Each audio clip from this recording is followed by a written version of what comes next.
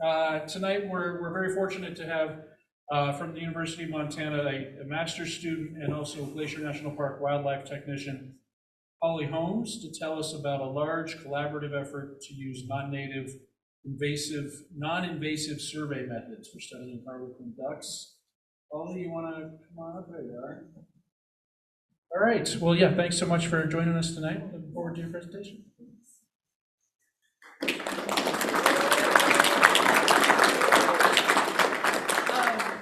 Thanks for being here, everyone. So when I was reached out to about giving this presentation, it was because they saw an article in the Daily Interlake about my research. And this lady, Nora, she has helped with my project and has been really awesome. And y'all asked if I could incorporate her into my presentation because she is the lead of the Flathead. So I want to pass this over to her for just a few minutes so she can sort of tell you her story of how she got into birds and wildlife biology, and then I'll continue and tell you more about Harlequin ducks after that. So if you won't mind welcoming Nora Kehoe.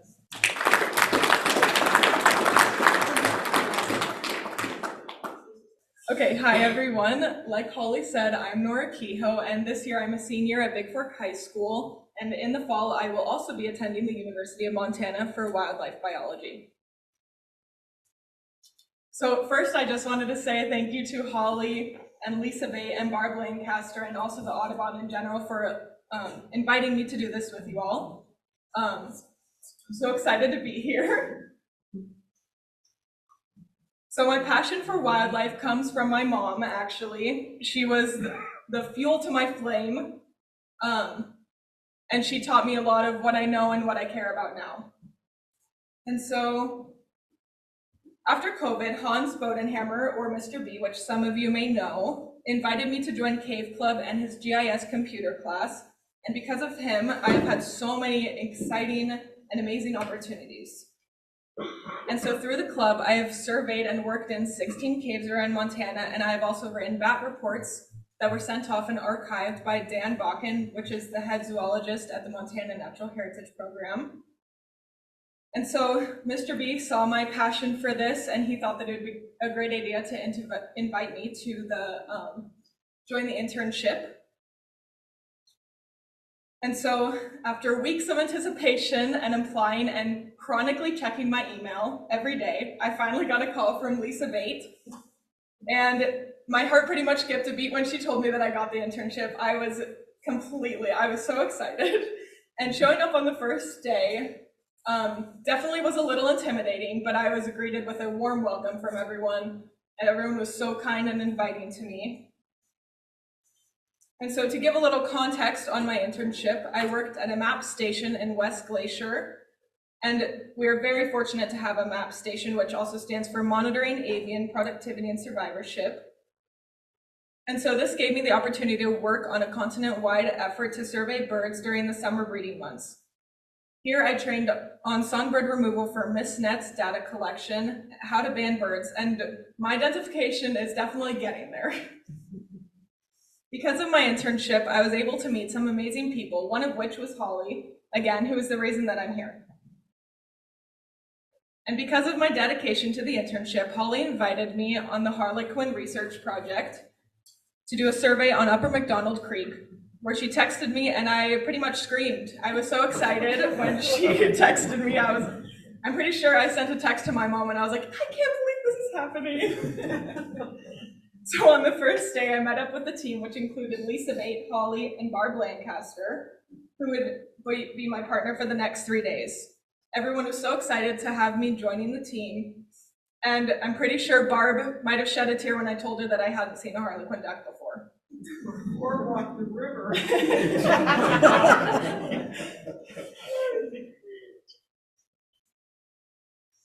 And so during the survey, Barb and I were lucky enough to track 2 female harlequins up and down, Upper McDonald Creek.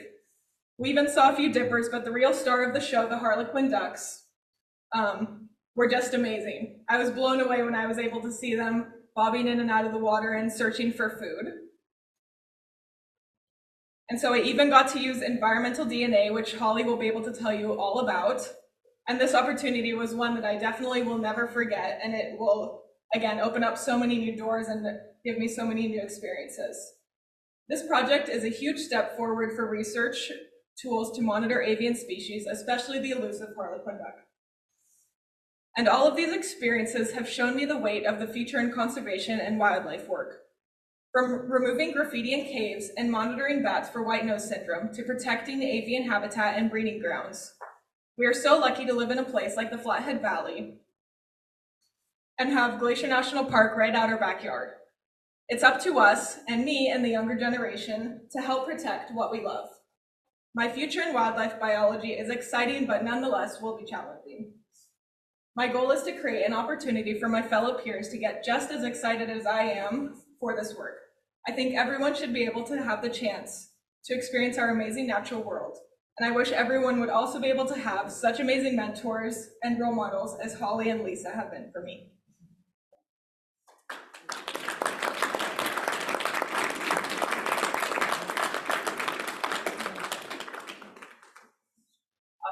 Awesome. Nora's awesome. We're so lucky to have her this last summer, and thank you all for letting her have a space to talk about her experience and growing. So now I'm here to talk about the Harlequin duck, and so today I'm sort of going to give you a life history. I'm going to talk to you about my research that I have going on, and hopefully at the end convince you why we should care about Harlequins. So who am I? Also, like Nora, an aspiring wildlife biologist, and currently I'm a master's student at the University of Montana, getting my master's degree in wildlife biology, and specifically my thesis is focused on Harlequin ducks. I have my bachelor's degree in fish, wildlife, and conservation biology from Colorado State University, and I'm also a biological science technician in Glacier National Park. I've worked there for 4 seasons. The last 2 with Lisa Bate with the Bird and Bat program, and that is how I am where I am today, was working with Lisa and building this project. So who is the Harlequin duck? The Harlequin duck is a small, long-lived sea duck. So I included this picture because you can kind of see the size comparison in comparison to me. I'm not a huge person. The females are about 15 inches from head to tail, and the males slightly bigger, about 17 inches.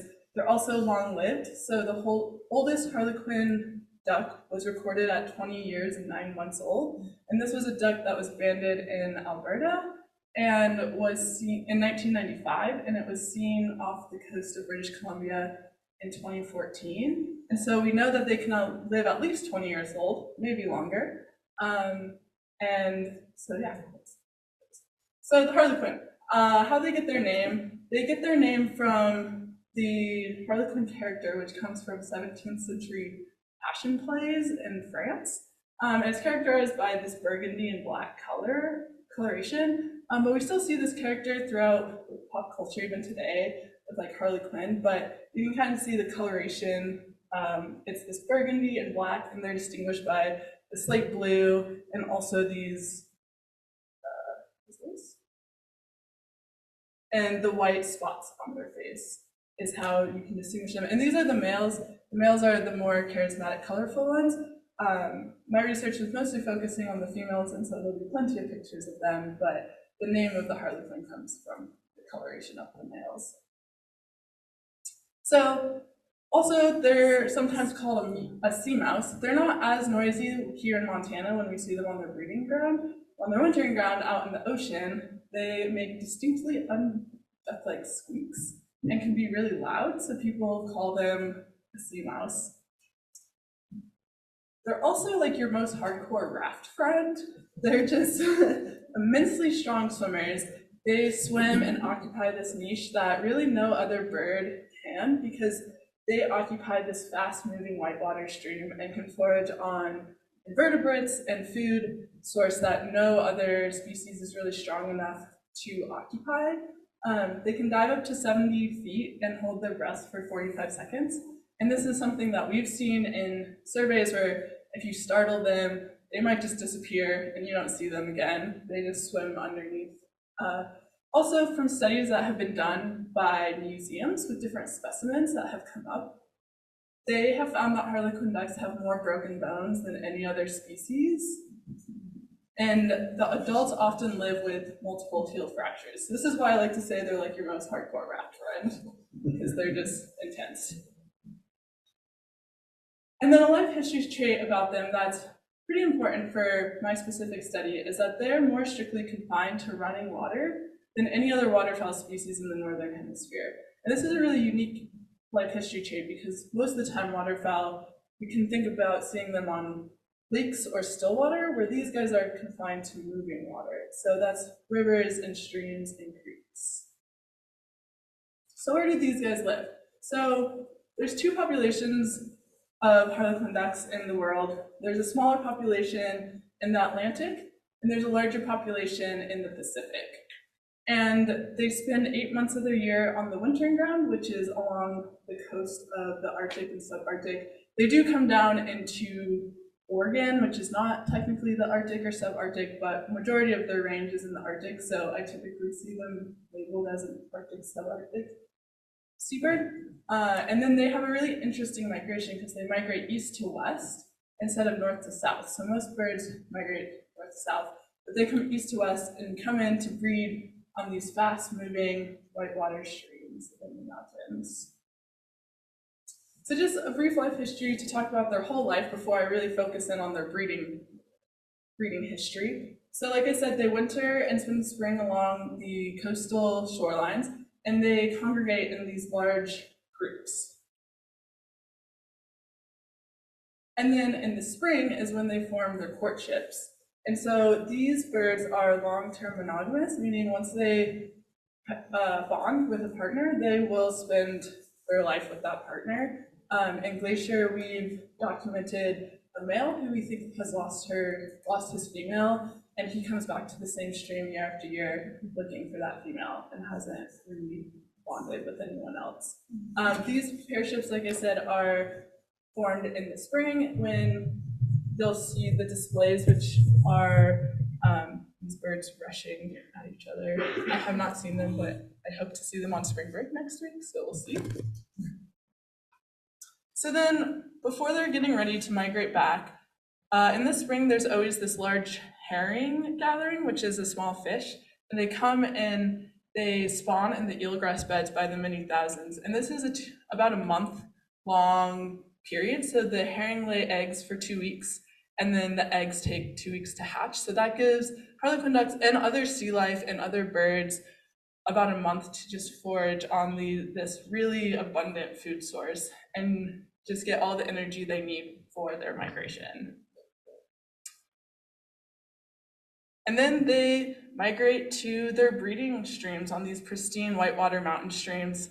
And I stole this picture from a slideshow that Lisa had. And I just love this picture of them like in this whitewater stream, just showing how they're just swimming up it. So an important life history trait as well for Harlequin ducks is that they exhibit what's called strong site fidelity. So that means that they return to the same stream every single year to mate and breed. And specifically, they return to the female's natal stream. So the stream that the female was born in, they will return to year after year to have their young.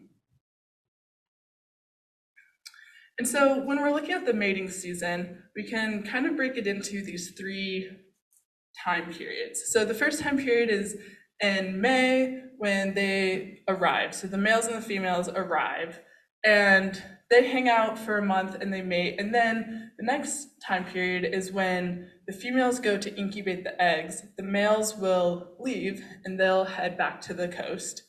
And this time period is typically when we will see single females or females who tried to nest, but for some reason or another, their nest failed. And then the 3rd month, we typically see the females who had successful nests, and we see the chicks that come out in this last month. And so with their nesting, they tend to nest within a meter of the stream. And this is a trait that I'll bring up again later as well, because it has to do with their levels of reproductive success. And then, like I said, they come out and raise the young, and this is a great picture of what the female looks like and the males. So the females are these much smaller, like brown duck, but they have the distinguished white circle on their cheek. So how are their populations doing? So we know they have irregular levels of reproductive success. And this is due to that fact that I said that the males leave after the females begin incubating. So if for some reason a nest is not successful, then there's no chance at a second chance. Where some species where the males stick around, if one nest fails, they can try again. This is not true for Harlequin ducks. So therefore, if there's a bad year, like this past year when we had all of that flooding, we might not see as many chicks. But if there's a good year, we might see a lot of chicks, which makes these very irregular levels of success. And so we also know that the Atlantic population is declining, and we know that the Pacific population currently, as a whole, is thought to be stable, but certain subpopulations are declining, and the subpopulation that are declining are our populations that are here in Montana. So their status, in 2001, the Atlantic Harlequin duck population was listed as a species of special concern in Canada by the Committee on the Statute of Endangered Wildlife in Canada, which is more or less Canada's Endangered Species Act. And in the United States, our Harlequin duck populations are not listed for candidacy under the Endangered Species Act, which leaves the management of these species up to each individual state. And so our breeding Harlequin duck populations, depending on what state they're in, are considered to be either imperiled or critically imperiled. So in the state of Montana, Harlequin ducks are listed as at risk, which, depending on the websites you look at, is essentially synonymous with imperiled. And then in Idaho, populations are considered critically imperiled based on the state websites. So I just am showing this to just sort of zoom in. So now I'm moving into more talking about the breeding population, and I'm specifically talking about this population that we have down here in the Northern Rockies, so Wyoming, Montana, Idaho, and a little bit into Alberta, British Columbia, is the population that we're really looking at for this research. So long-term monitoring as well. There has been a couple of long-term monitoring programs done on bellwether streams, one of them being here in Glacier National Park on Upper McDonald Creek. And now a bellwether stream is like a stream that is like a really good example. And so in Glacier and a stream in Banff are these headwater streams that are not really impaired by much. And here in Montana on Upper McDonald Creek, we produce 25% of the breeding population of Harlequin ducks Montana are born on Upper McDonald Creek. And we're also really lucky because it's really accessible. And so, like I said, these guys breed on really intense whitewater streams, which can be really hard to get to, but we can survey Upper McDonald Creek very regularly. And in fact, we do 10 surveys a year to try and get at these different trends, and these are how we know that our populations are declining. So this is a trend graph from Glacier National Park from 2008 to 2022, just showing, and you can see the irregular levels of success, how there's these up and down, but overall, we see our trends declining. So what are some of the threats that are affecting Harlequin ducks on their breeding range? So we see big climate change effects. So as we're on the very edge of their range, our population is being more affected by climate change than species that are more stable in the range, but everything's being affected. But one of the main things is changes in runoff and flow. So like I said, the females will go and nest, and then the males leave, but we're starting to see later and later spring runoff or very irregular runoff. And this runoff can wash out a nest because they only nest within a meter of a stream, and the water can raise a meter overnight sometimes during these spring runoffs. And then other big threats are human disturbance, such as a tremendous increase in river-based recreation, and also just human encroachment from development and habitat loss on these breeding streams. So what about conservation and research needs? So previous long-term survey methods have primarily relied on direct in-person observations, and these ground surveys, they're limited in the information they can provide, and this is due to environmental factors such as the spring flooding, where it might just not be safe to have people near the water, or behavioral reasons where the ducks might go to backwaters when it is really high runoff. And also, oftentimes we're looking for a small rock-sized, rock-shaped duck in a rocky stream. So even experts who have done these surveys for years, it's easy to miss them. So there's just a lot of issues or reasons why we might miss these ducks on these surveys. And so biologists and land managers across the Harlequin duck breeding range in the Northern Rockies feel like they've struggled to understand the status and the trends in this population. And so that's where I came in, and we started to think about how can we start to learn more about these trends, what this species needs to be successful, and maybe why they're not doing so well. I just want to pause too really quick before I move on. With this research, I'm specifically talking about like population level trends. We have amazing research that has been done with banding data and geolocator data, and this is how we know a lot about their movement and their age and everything, but we can't band every single bird. And so we're trying to figure out a way that we can learn about all the birds versus like specific individuals, which we have learned so much, and this study wouldn't be able to be done without those other studies as well. So moving on to what I'm studying. So I'm investigating 3 new non-invasive survey methods for assessing occurrence and reproductive success of Harlequin ducks in the Northern Rockies.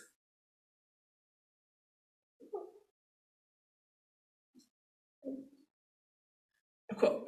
And so my objective of the study is, again, to investigate the efficacy and detection probabilities of these 3 non-invasive survey methods for assessing occurrence Harlequin ducks on its breeding range, and for this research to serve as a basis for building a regional-wide monitoring program for Harlequin ducks and hopefully other water birds. So the 3 methods this is also, I'll pause for a second, this picture was from a banding day, and we were all watching Lisa walk up the stream after we had been there for like 10 hours. But yeah.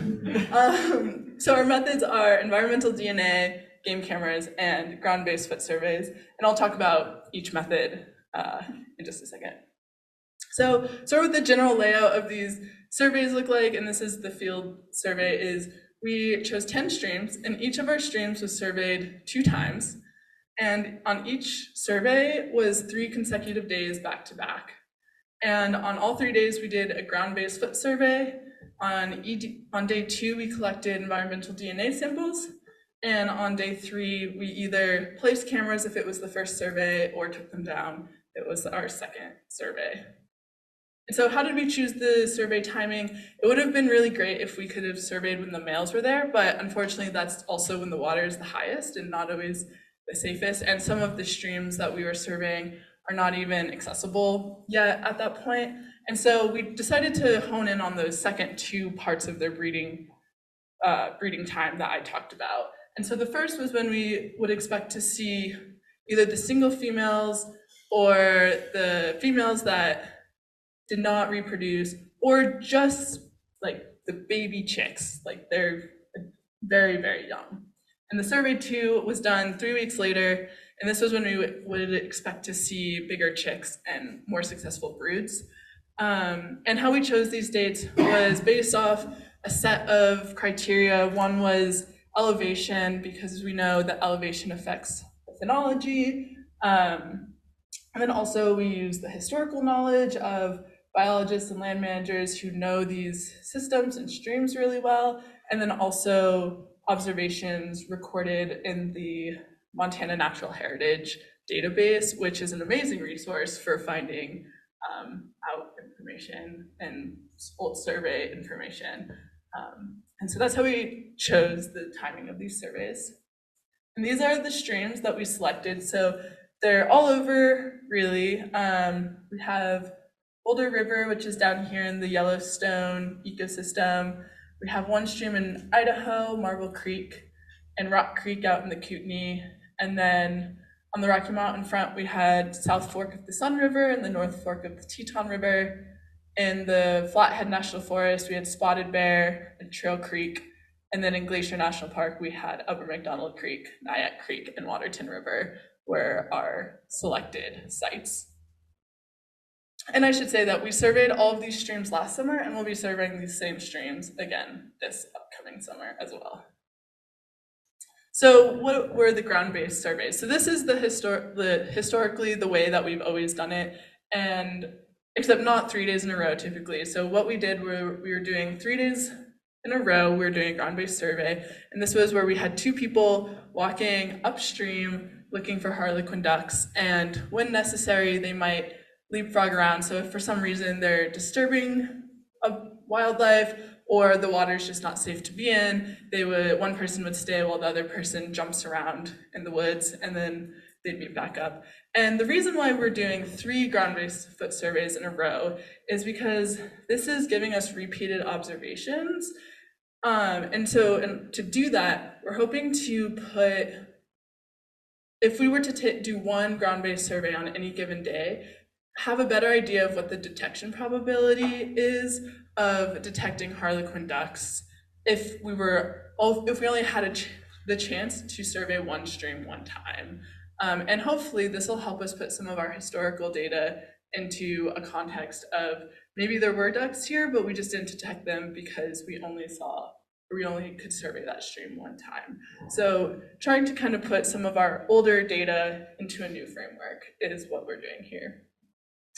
And so environmental DNA is a really cool new method, and I think the thing that everyone's the most excited about, myself included. But what it is it's extracting environmental samples. So in our case, water, and you filter it, and then it's looking for DNA in that sample. So that DNA could be spit or saliva or feces, feathers, anything that sloughs off an animal that has DNA in it. We're trying to see if we can detect it in the water. And so because Harlequin ducks are confined to moving water, it's like a conveyor belt. And so we're hoping that maybe we can detect a duck downstream without actually having to physically see it with our eyes and be able to know that it's there. And so for this specific setup, we collected eDNA every 400 meters, which is roughly quarter mile of the survey, and then every 100 meters for a quarter mile. And the reason we did the 100-mile section was because we just weren't sure if you had to be 100 meters from a duck, in which case it might not be the most effective method, or if we could detect them 200 meters away, 300 meters away, a kilometer away, a mile away. And so sort of having that increment to try to learn about that. And another thing about environmental DNA is it's been really successful with aquatic species. But the thing is with fish, for example, they're always in the water and they're always sloughing off DNA. And there's typically many fish in a stream where Harlequin ducks are not always in the water. Sometimes they're loafing on the rocks. And sometimes there might be one pair in a stream. So we're not sure how sensitive it is. And so these are all questions that we're interested in learning about, is how sensitive is it and how effective could it be to implement on a large scale for studying Harlequin ducks. And then our third method is using game cameras.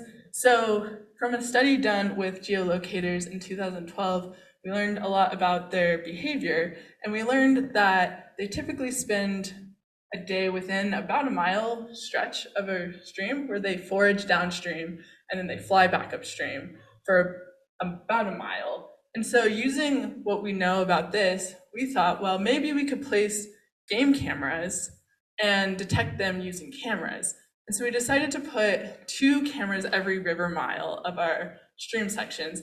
And one of them was on time lapse, and the time lapse was programmed to take a photo every 5 minutes because we figured if they're doing this movement throughout the day, at some point on the 5-minute, maybe we'll pick them up. And then the other was to use motion trigger. And the reason for both is because typically game cameras aren't put on water because it's moving.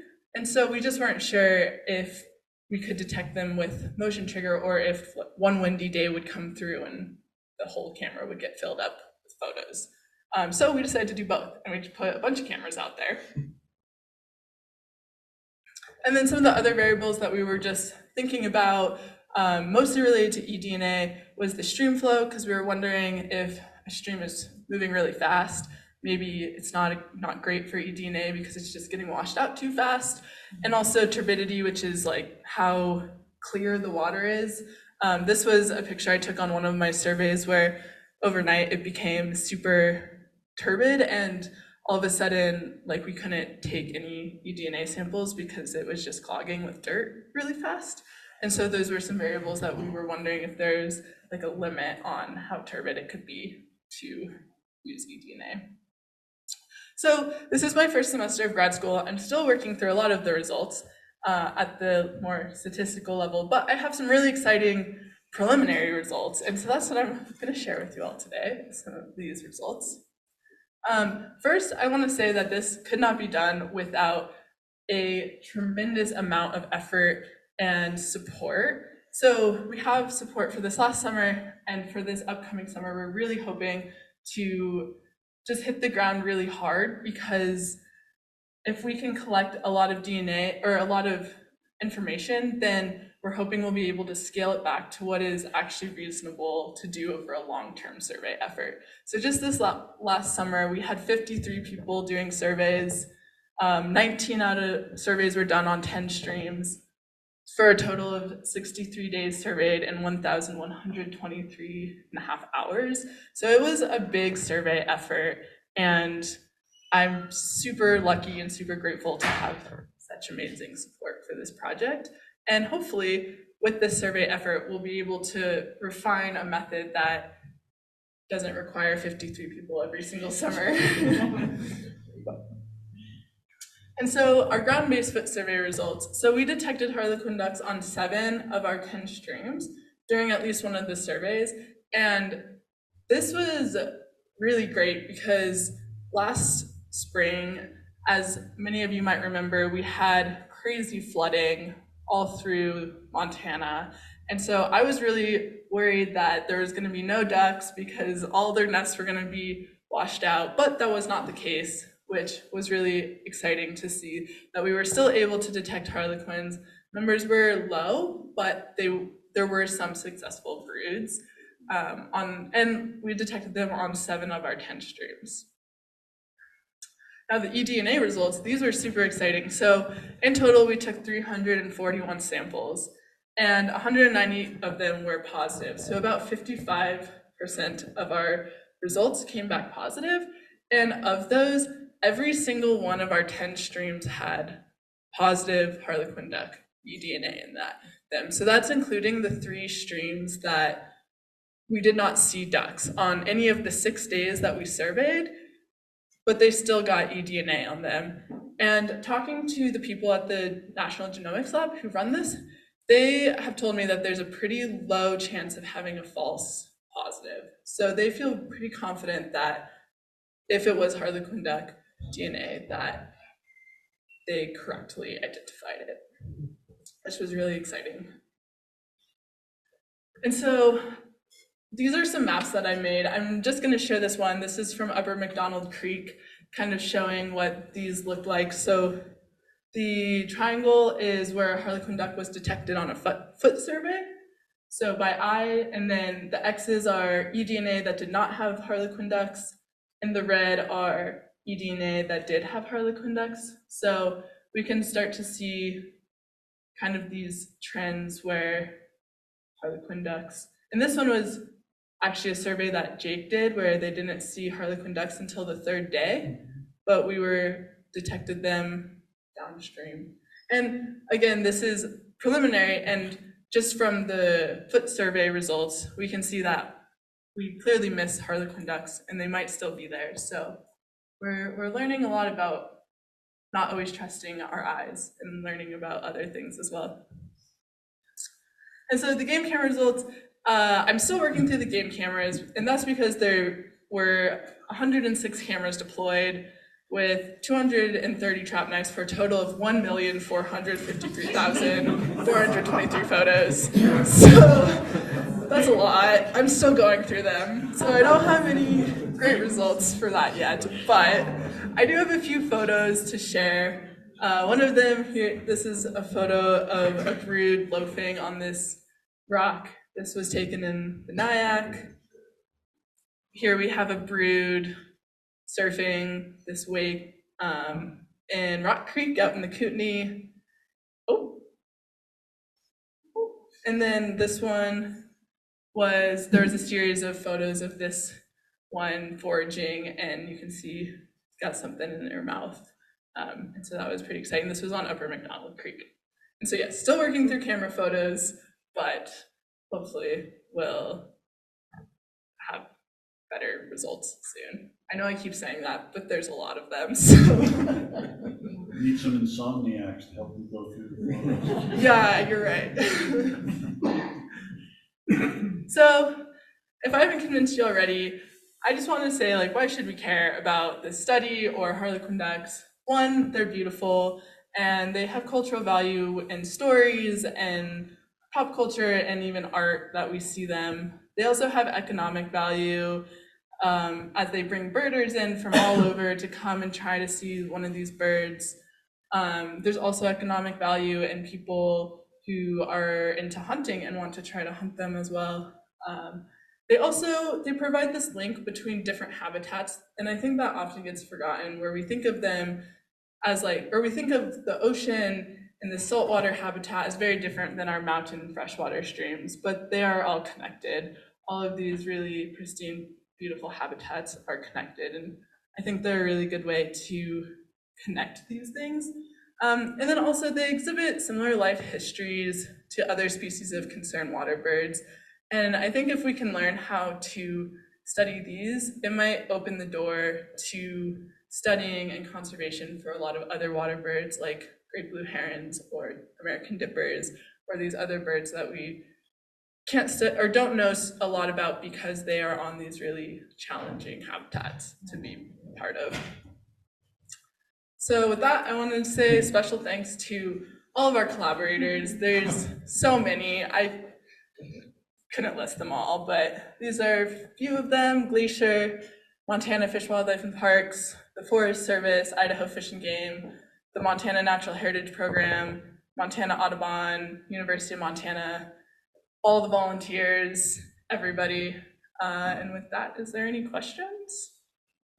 Oh my gosh, I can't fire away then. I think you've left a group of important birds off of your report, and since we were all doing bird sightings, I think you need to talk about the ducks. Oh, the ducks.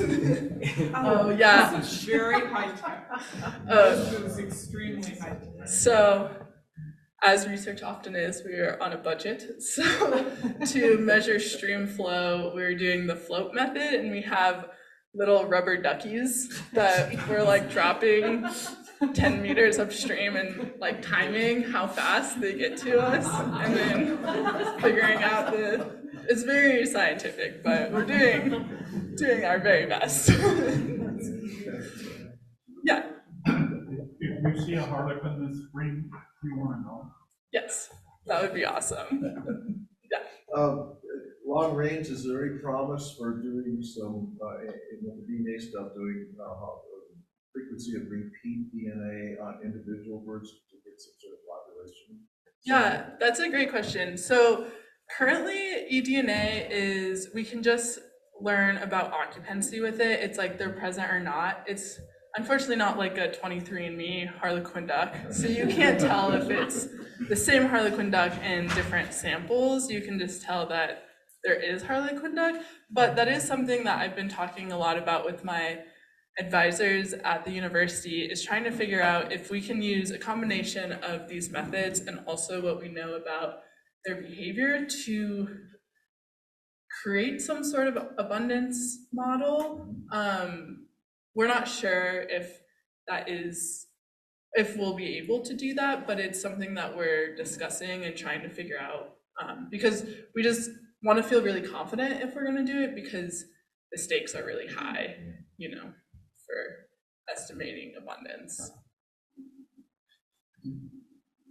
When you collect DNA samples, and get feathers, can you tell if it's a Harlequin or some other species?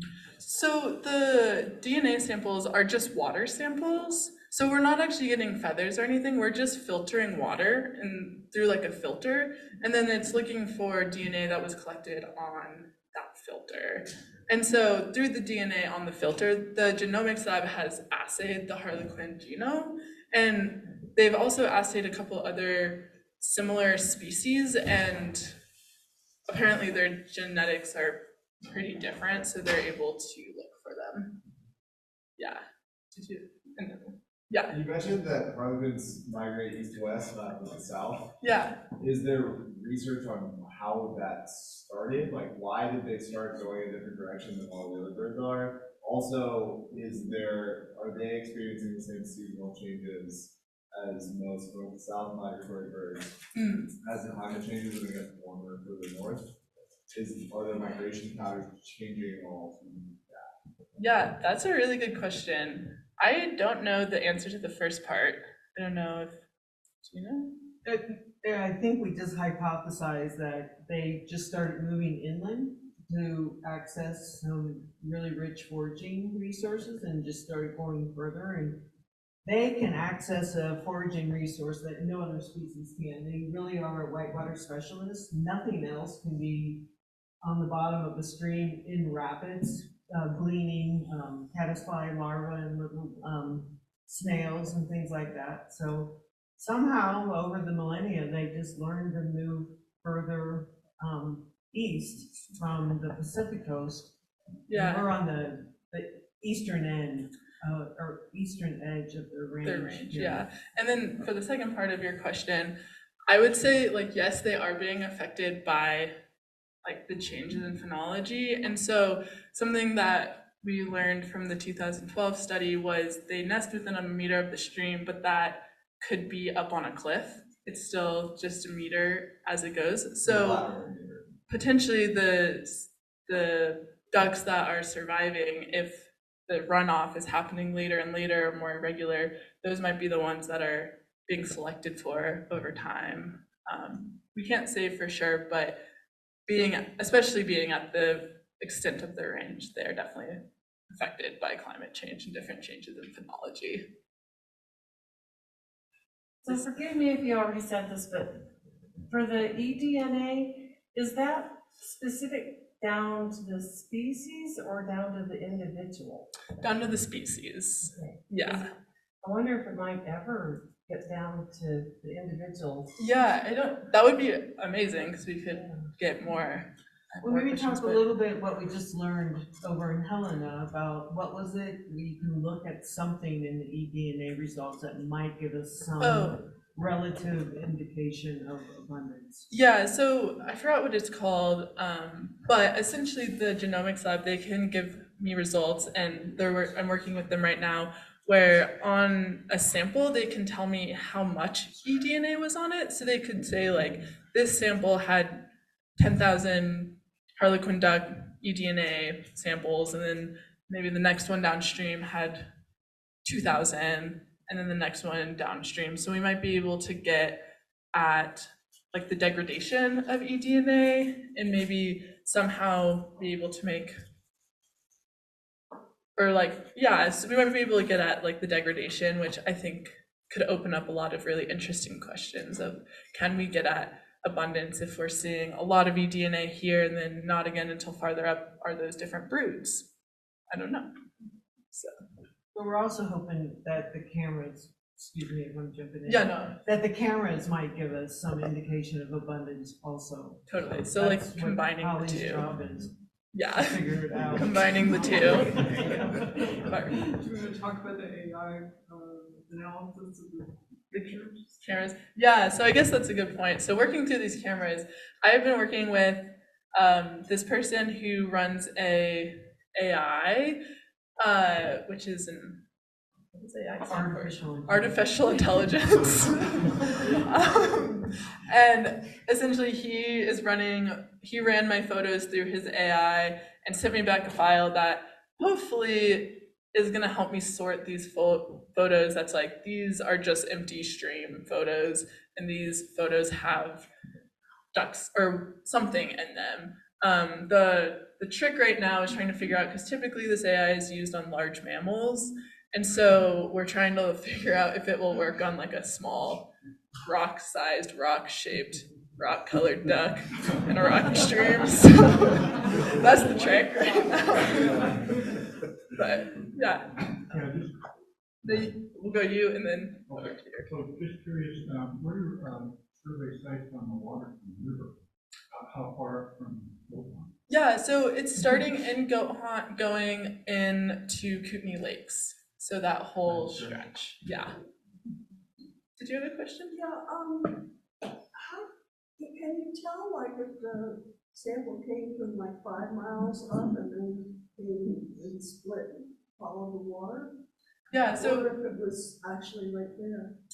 that's what we're trying to learn, is like how far down from the duck that we can detect it. Because if, like I said, if we have to be 100 meters from a duck, then it might not be the most effective method. But if we can detect a duck a mile upstream, then, or it doesn't necessarily have to be a mile, but the farther away, the more effective this method becomes. And so right now we're more interested in occupancy. So like, are they there or not? And so that's looking at an individual stream. Did that answer your question?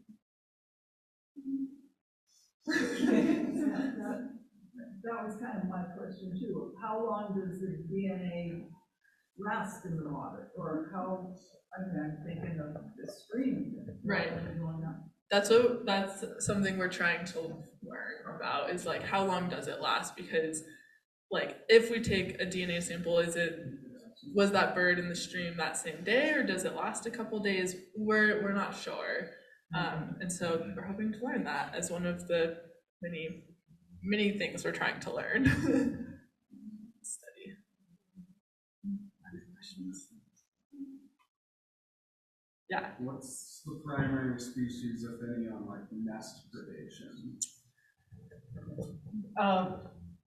Years ago, we had another graduate student on the project, and pine marten, American mink, were the main ones on the nest that would eat them. We did see some avian predation, but mainly the mink and the pine martens.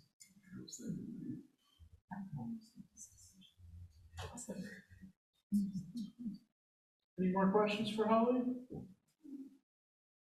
No? All right. Well, thank you so much.